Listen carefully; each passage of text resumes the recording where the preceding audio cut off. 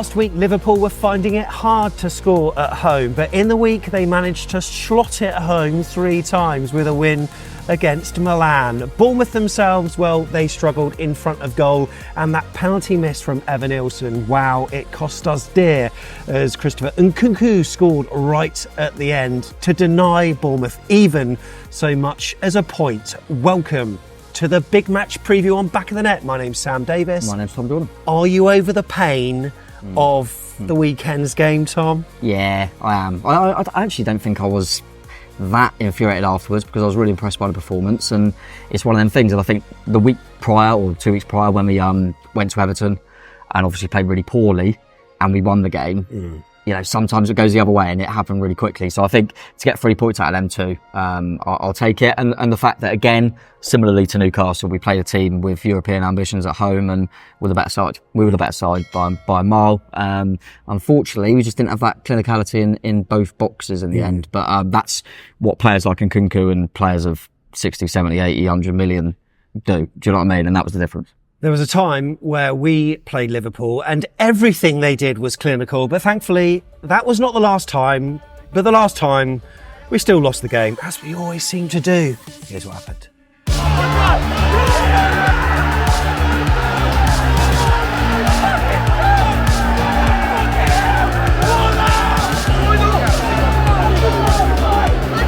That would have been a great start.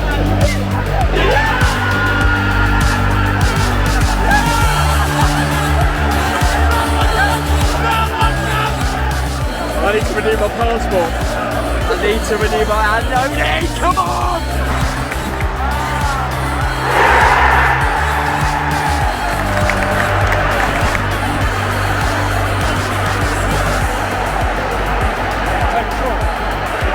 I'll take a draw, but the referee has given a penalty.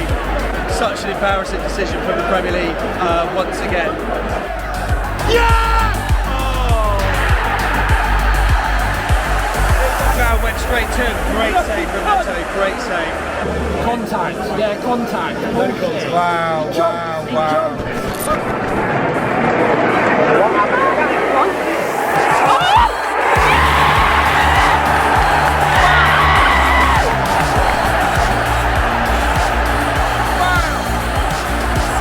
That is poor goalkeeping. That is really bad goalkeeping.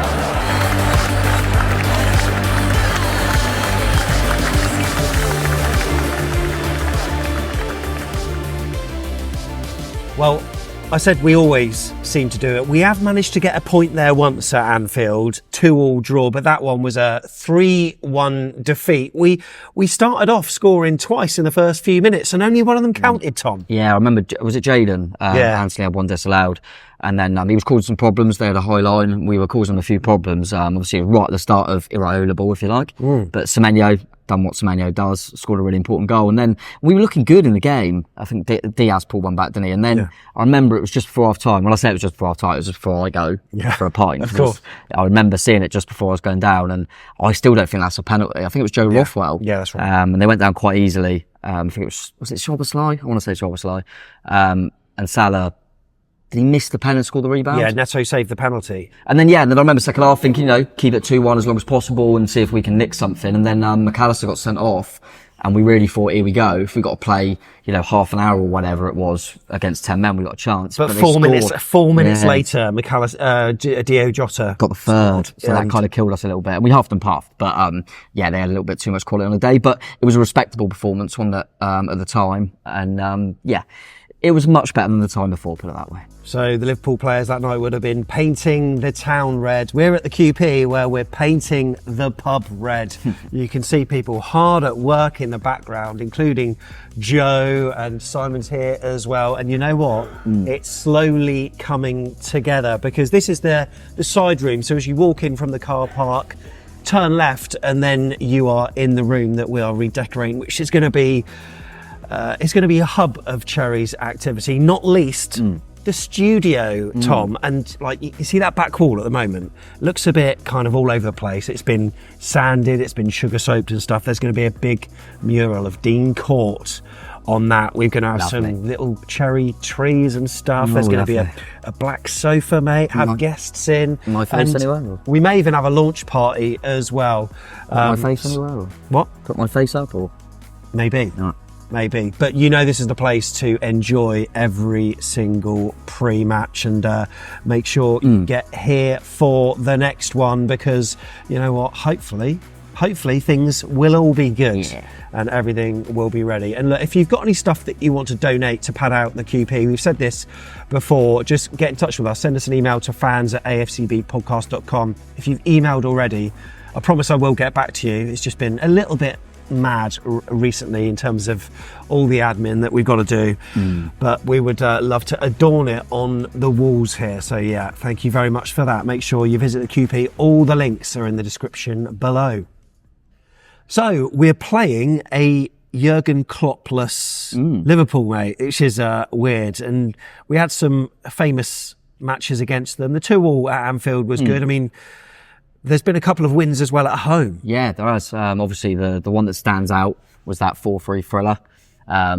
Ake scoring right at the death at home. That was a brilliant one. That was obviously under Eddie. And then we managed a really important one at the time, under Gary, with the 1-0. I think it was Billing, wasn't it? And Salah missed a penalty in that game. And yeah, so we've had some good ones. It's been hard on the road, as you'd anticipate going to Anfield. But yeah, we did have that one draw there.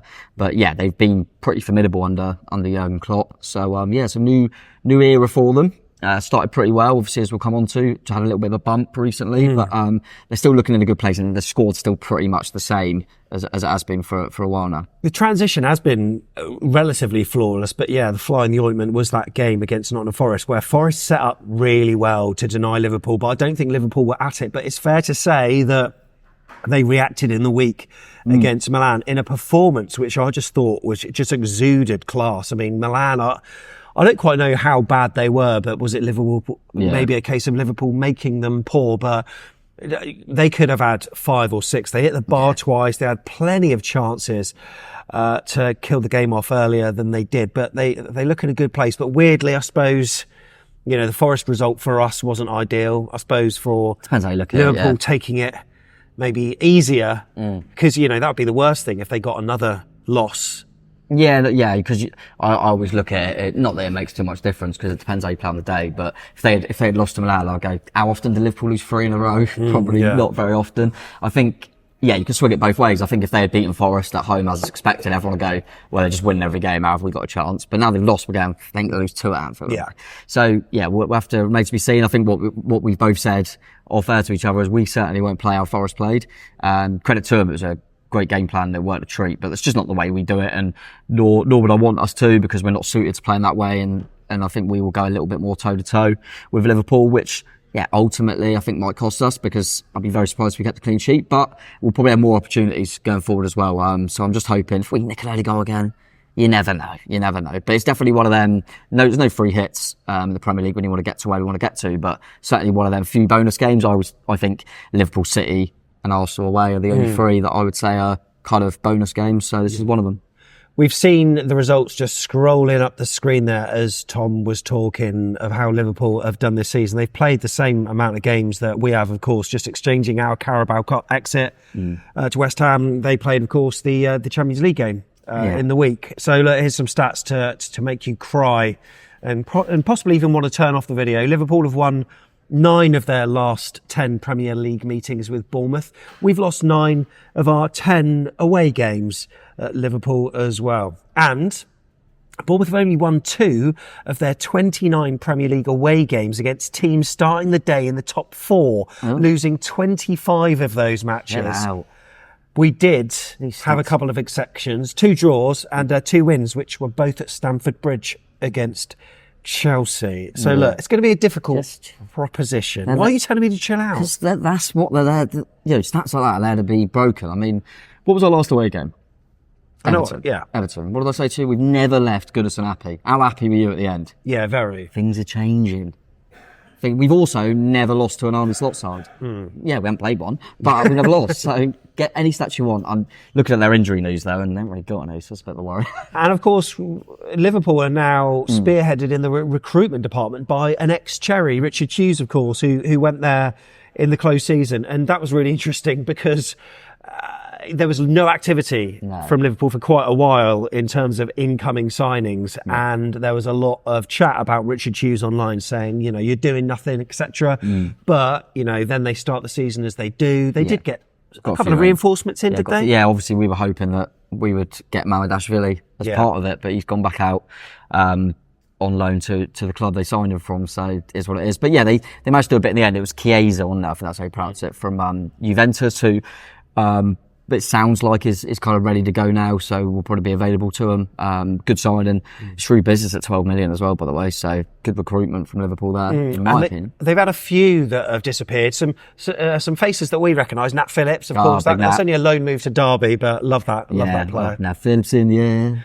I like Nat Phillips. He was great for us in the Championship season, but yeah, he's gone out on loan like he always does. I think it's mainly youngster like Van der Berg went to Brentford, who was looked like a really exciting player in the Championship, but probably not gonna make that kind of step up. Fabio Carvalho, Brentford as well, is a hell of a player, but again, not going to make that Liverpool step up. And then obviously losing people like Thiago was a good player, but obviously I think he's retired, isn't he? Yeah. And then Matip was always going to go, because we were loosely linked with Matip for a little bit, because he's a free agent, but nothing came of it. But yeah, I think really the core of their squad is still there, and it's a bloody good squad. So yeah, as long as they're clear of injuries on the whole at the moment, apart from Harvey Elliott, so they're in a good place, mate. Yeah, and in terms of our injuries, we'll find out all, of course, in Andoni Iraola's press conferences, which we like the fact they're being streamed on AFCB TV on YouTube these days, which is good. Jack Tanner gave us a really good insight towards the end of our last chat over the Chelsea defeat about what happens in pressers and what Andoni's like. And I think when we spoke to Jack, he just confirmed everything that we know about Andoni from briefly meeting him over in the States, because we went, but also from what we see watching the YouTube, he is how he appears. Yeah, and I said that to Jack, and he kind of agreed that he always just seems the same, kind of whatever the result was. And what I really liked actually was after the Everton game that he didn't gloss over it. He said, "No, we weren't very good. We didn't." And he kept saying Everton deserves to win. He's a manager that I think has gained a lot of praise from Cherries fans in terms of saying what we feel as fans. Yeah, no, I know what you mean. He doesn't kind of gloss over things if it hasn't gone well, but yeah, I think he's happy with the way we're playing. He just wants a few more points, obviously. The only time he got a little bit spiky was obviously after the Newcastle one, which just like to say thank you very much to Howard Webb for admitting this week that it was an error, so that gives us 2 more points, doesn't it? Yeah, cheers for saying you're crap at your job. Really appreciate it. So in the presser, obviously, all is going to be made clear in terms of injuries. Now, we know that Dango Ouattara was out for Burkina Faso. He got substituted off due to an injury, and that ruled him out of the last game. So he's being assessed at the moment. Either which way, I don't think he's maybe a player that will be starting anyway. He could maybe get onto the bench for, say, if you replace someone from the bench, so you replace an Aarons or someone like that. He could maybe, if they think he can do half hour, I think they might put him on the bench. But even if he was in contention, I think that Marcus Tavernier's performance against Chelsea has probably made up Iraola's mind for him anyway. Yeah, and I think we're fortunate. I mean, you know, we all said it against Chelsea. He could have done with Dango coming on. He would have helped, but I think, if there's any sort of problem there, let's not risk it. We have still got, as you say, Tav, Semenyo. Thought Sidney done well again when he come on, looked all right, looked lively. So we've still got enough options there. So yeah, I'd much rather, even though I want Dango back, we don't want to risk any kind of future injuries, because I think it's an ankle which he done last season. Right. So I think they've just been a little bit cautious on that, which I totally agree with. And then is that it for injuries really? Isn't it? Yeah, Tyler Adams, of course. Yeah. Who? Tyler Adams. Oh, yeah, Tyler Adams is... lower back injury. But you know what? There's a potential return around the corner as well. No inside information. That's all we are hearing. So then, Liverpool, they've got a hell of a lot of players to watch. But look, the chances are there'll be more Liverpool fans watching than Bournemouth fans, because that's the way these preview shows tend to work when you play a big side. So why don't you educate Liverpool fans and tell them the player to look out for? Who should I say to look out for us? I always try and mix it up a little bit, because I think Antoine Semenyo's been, and they'd have seen us, even if it's just your match of the day stuff, that Semenyo's been pretty good. You only have to look at the stats. We've obviously got a new striker, Evan Ilson, who we're hoping can start firing at some point. But actually, you briefly mentioned it in the last game. I thought Marcus Tavernier really got back to his A game. Took a few more shots on, looked lively, can play on both sides, and I think he could be one, especially if he starts on that left side. We saw against Chelsea, they had injuries at right back, didn't they? Yeah. And Tav kind of relished in that, and we caused a lot of problems on that left side, and I'm thinking the way Liverpool play, Trent, we all know how good he is on the ball, but sometimes can go wandering and leave space, and maybe Tav can hurt him. So I think maybe keep an eye on Marcus Tavernier. But in general, they're probably going to have better players in most positions. But I don't want to say it, but they probably should see how Zabani gets on, because he could go to them at some point. Well, yeah, that's going to be really interesting to see. And all I want to do is see us test Liverpool as much as we can. Indeed, no side has faced fewer shots or conceded fewer goals than Liverpool in the Premier League this season. Whilst the Reds also have got the lowest XG against, which is 2.8, and the fewest shots on targets faced, which is 10. So I would be liking us to test them. But being AFC Bournemouth, there's a chance, because there's another stat. Bournemouth, with 26, have had more shots from outside the box than any other side in the Premier League this season, Tom. Nice. So there's something to be... And a lot of them seem to happen against Chelsea. Lewis Cook did a couple, didn't he? Yeah, I don't know about Lewis. He scored one header, chill. Yeah. But yeah, no, we always have... regardless of any stat, I always think we'll create chances in games. You've only got to look at, like we said, that Everton game. We were absolutely hopeless, and we could have scored 5 in the last 10 minutes. I mean, we will create stuff. I'm not concerned about that at all. It's more the other end because of the way we play. If we're a bit too open, but I do think we'll create chances. Just got to get past a bloody good goalkeeper as well. Well, only Brighton and Man City have actually had more shots than Bournemouth this season. We're on 65, Brighton on 67, Man City on 66, and the one goal that Liverpool did concede this season was from outside the box. So, you know what? Let's score a few chances if we can. So, look, this is going to be a very interesting match where I feel as though we can be competitive, but will we do much with it? Of course, one of the big questions is who's the referee? Tom, do you care? Do you care? Why is this still a segment?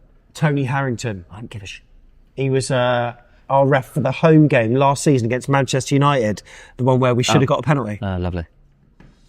There's 2 teams. Right, Tom's going through and doing the teams then. You got a 4-3-3 for Liverpool. Of course, a lot of this might be affected by the aftermath of the Champions League matches. Who's fit, who's not. Yeah, exactly. It seemed like everyone come through it okay. And as I say, apart from Harvey Elliott, they seem pretty fresh at the moment. So they've got good options. They may rotate because of, you never know how much is taken out of certain players when they've played in the week. But I'm going to stick with obviously Alisson in goal, Trent Alexander-Arnold at right back. Konate and Van Dijk will definitely be the centre-halves. I think Robertson comes back in for Simicast to give him a breather against Milan. I think Gravenberch, McAllister and Szoboszlai have been brilliant for him in midfield. A lot of energy, and I think knowing that we've got a lot of energy in midfield, I think they'll definitely stick with that. Salah will play off the right. I still think Jota will spearhead him through the middle, and I think Diaz comes back in for Hakpo off the left-hand side. So it's a very strong side, but like saying, you've still got Hakpo, Nunez, some good options on the bench. Yeah, and as for Bournemouth then, now we were hoping to get some inside information because a certain Jim Fravola has just walked in. They are doing their bit in terms of helping the QP. Jimmy, have we got any team news? He's not going to tell us. He's not going to. So look, this is Tom's predicted team. Yeah. Yeah. By the way, they've donated some really nice prints. Oh, was that Pittman? They're going to be going up in the QP, and some of these are going to look fantastic on the wall. So yeah, looking forward to that. But Tom, it's almost like you're more happy about seeing all that lovely stuff than hearing about my predicted team, which is on, always so bang on. What's your predicted team then? Yeah, for there he is. Kepa will come back in goal. Oh, look at that. Hello. Thing of beauty. Oh, lovely. Nice. Kepa will come back in goal. Yeah. Travis did nothing wrong, but I think, we got Kepa in for a reason. I think he'll come back in. Think Smithy will start right back. That's obviously one for contention, but I thought, again, I said it to you, Sam. I think, why didn't he get the credit? Neto got subbed at half time for Chelsea, who's an unbelievable left winger, because Smith just put him in his pocket, mate. He put him in his pocket. So I'm sticking with Smithy at right back. Yeah, yes. Zabani and Celesi will continue at centre backs and Kirkers left back. Got to be Cook and Christie in the middle, Clive in front of them, Semenyo, Tav, and then Evan Nilsson to get his first goal will be leading that line, mate. I can't see it being too different to that, to be honest. Interesting stuff. So look, we want your predictions in. Let us know what they are in the comments. Tom, what are you going for, my friend? Go on. I think we could get something. Oh, God, really? 1-1. Evan Nilsson. Yeah, I'm not going to be as optimistic as you. I'm going to go for a 2-1 loss, unfortunately. And I want to have my rose tinted spectacles, my cherry tinted ones on, and say that we're going to You got to remember, I predicted we'd draw the first 2 games, which we did. I'm not always good. I just, when we obviously had the Everton one, I always feel like we always get a few somewhere. Liverpool look brilliant, but you can't ask for a better time to play them than they've just had a Champions League game. They've just lost a game. Let's take a bit of confidence into it. I think we'll go for them. If we can nick an early goal, then we'll be soaking it up for a long time. I think they'll get one, but we'll just see it out. Kepa will have a stormer in goal. Evan Ilson will get off the mark. And yeah, it'll be a good away day, mate. Well, we will see what transpires. Put your predictions in below. We're going to heart the ones that we agree with. But yeah, thanks for watching our preview show. Remember, content all over the weekend, including fan cam reaction at full time. Hopefully it's going to be a positive one. We've got our match day vlog coming out on the Sunday. And then, of course, a second look on the Monday. And look, we'll be back here having a cheeky little update during the week next week as well, to see exactly what's been going on. And Tom, I want to see you getting your hands dirty. No, well, mate. Let's hope so. Up the Cherries. Up Cherries. You're it. 5-1 Liverpool, I think.